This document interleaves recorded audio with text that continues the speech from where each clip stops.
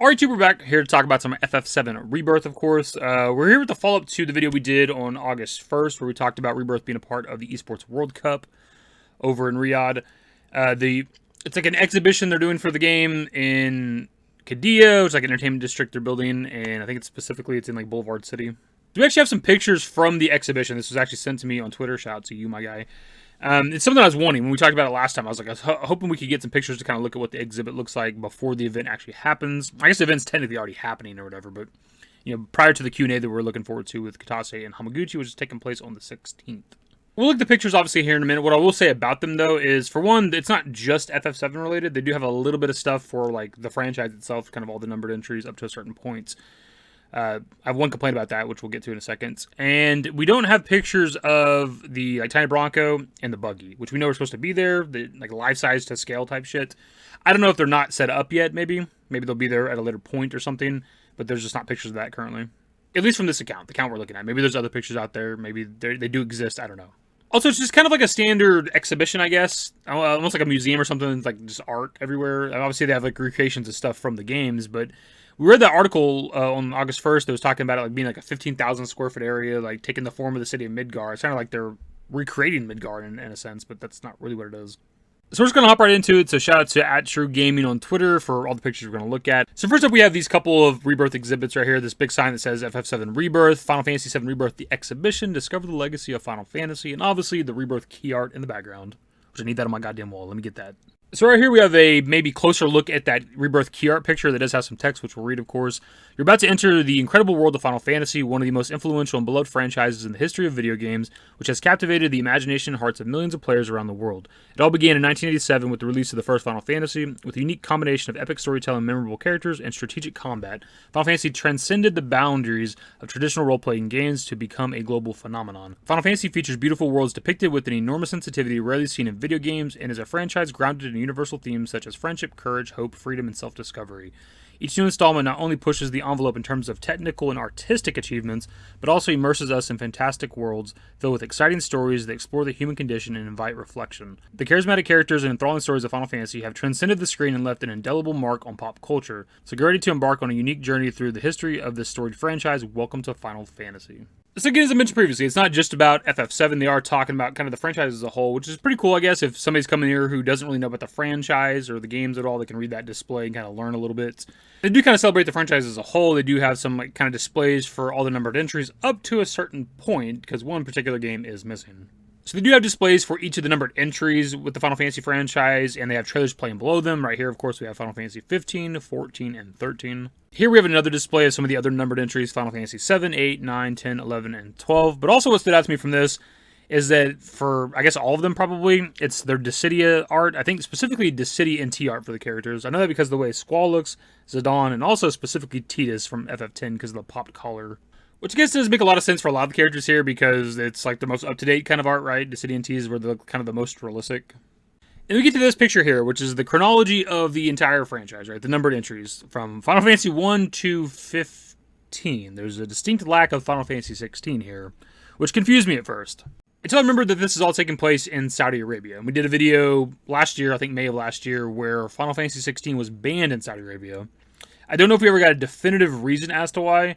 Other than Square Enix was refusing to make like some particular changes to 16 to make it like okay over there in Saudi Arabia, and obviously there is like LGBTQ stuff in the game, and there's also nude characters. I don't remember there being anything like super explicit. Maybe you see Clive's ass, I don't remember, but there's obviously like nude male and female characters throughout the game, and maybe the gore also is an M-rated game. The language, the gore, I don't know if that's how that flies over there. I'm not entirely sure, but obviously the game was banned there, which is why it's not on display here. I thought it was kind of, I guess funny is not the right word given the situation, but like this display, this exhibition is like celebrating the entire, Final Fantasy franchise, but ignoring the most recent numbered entry. I get that it's banned there and that's why, but still, it's like... Anyways, moving on. Here we have this like badass model of Midgar. It's very reminiscent of the model that you can see in like the original FF7 in the Shinra building, also within Remake, of course. I do wish we got a better picture of that like sign in the background, because it's... I don't know what all it says. We can make out like part of it. The top part says, "The unknown journey continues. Cloud and his comrades maybe escape the city of Midgar in pursuit of the something Sephiroth. As they travel across the world, they find themselves in a journey that will decide the fate of the planet." And then it says, "Throughout the long history of the Final Fantasy series, there have been many reoccurring elements and shared something, such as crystal. I can make out the word crystals or something there. Can't read the next paragraph, and the third paragraph starts with Final Fantasy VII Rebirth, the latest installment, and I can't read it. It's all like too blurry. The next picture is that kind of digital map you could pull up in Remake that for me never really served a purpose. I don't know why is a thing in the game. But it says, the vast shanty town beneath the Sector 5 plate, older than Sector 7's Undercity, its streets are a confusion of jerry-built homes made of material left over from Midgar's construction. Here we have either another model that's smaller, or it's just the same model from a distance, because the other picture is really up close. I'm not entirely sure. We don't really get a good look at the right wall with all that text, but we do get another angle that shows us the left wall a little more. To which it says, powered by 8 giant Mako reactors erected by the Shinra Electric Power Company, Midgar is known as the city of Mako. Rising 300 meters above ground level, the steel plates surrounding the Shinra building offer comfortable residential districts for its well-heeled citizens. Below these plates, however, lies the dark and derelict Undercity, last refuge for the impoverished. You can't obviously make out that wall on the right, but we're missing the end of like every single sentence, right? So it's just whatever. You can pause and read it if you want to. Here we have a display of some of the characters' weapons. Maybe all the playable characters like default weapons. I'm not entirely sure. But obviously Cloud's Buster Sword front and center. Next to it you can see like a shuriken. And then in the distance you can see Barrett's gun arm, which we get a closer look at with the next picture. We see a picture of Kate Sith on the wall, Yuffie, Red 13, and also one of the megaphones. And of course right here we have Barrett's gun arm. And to the left it looks like Tifa's glove weapon. So maybe her default like leather gloves or whatever. And then we have a picture of the church, which was automatically a bit jarring for me to look at because you're seeing like the flower bed and the podium near the front door of the church, of the Sector 5 church, right? Because obviously it's at the back of the church. There's 2 doors off to each side of the podium. Like, I'm not sure if this was just kind of like quickly thrown together and that's why the church display is not necessarily accurate, or, and I'm speaking totally out of my ass when I say this because I don't know, if it's like a religious thing over there, a cultural thing, like they don't want to display like that cross that's in the church, in Sector 5 church, even though it's not like a real cross. Maybe that's the thing they don't want to like put on display, kind of like the lack of 16 here, you know? I'm not entirely sure. Bring it up too just because we've actually seen like a relatively good recreation of the church with like the 30th anniversary exhibition they did for the franchise back in 2017. They had a recreation of the church that was pretty good. It was like the flower bed, the 2 doors off to the side, the wooden cross, and all that other shit. It's still fine for what it is. It still looks cool. It gets the point across, but the orientation of stuff was just kind of jarring to me as an FF7 fan. And then there's some pictures from the store, a handful of games here, of course. We got some Rebirth, Stranger of Paradise, Crisis Core Reunion, and of course Remake. Here we have a picture of some puzzles. Kind of cool, I guess. I'm not really a puzzle guy, but I'd maybe consider buying one of those. This picture I thought was particularly interesting for pretty obvious reasons, because there's a Final Fantasy 16 Clive figure here. The other figures are pretty cool, but like obviously, as we discussed, they're kind of ignoring the existence of 16 with like the exhibition and the chronology of the franchise, but I don't know if like the store is a little bit different than the actual exhibition. I don't know. Thought that was really interesting though. There's also the potential for like a kind of weird scenario of somebody going to like the exhibition that's maybe not a fan of the franchise and seeing Final Fantasy 1 through 15, and then like maybe hitting the store afterwards and seeing a figure for a character from Final Fantasy 16, which was not on display. And the last picture they have is these acrylic stands for all the characters. They have Cloud, Aerith, Barrett, Tifa, Yuffie, Red 13, Zack in the bottom left, Sid, and Vincent. We're obviously missing Kate Sith, so I'm assuming he's one of the ones in the bottom right that we can't see. And the last one would maybe be Sephiroth. I'm not entirely sure. And that's pretty much the video, my dudes. At least that's all the pictures that True Gaming has in their thread of like pictures they tweeted out from the exhibition.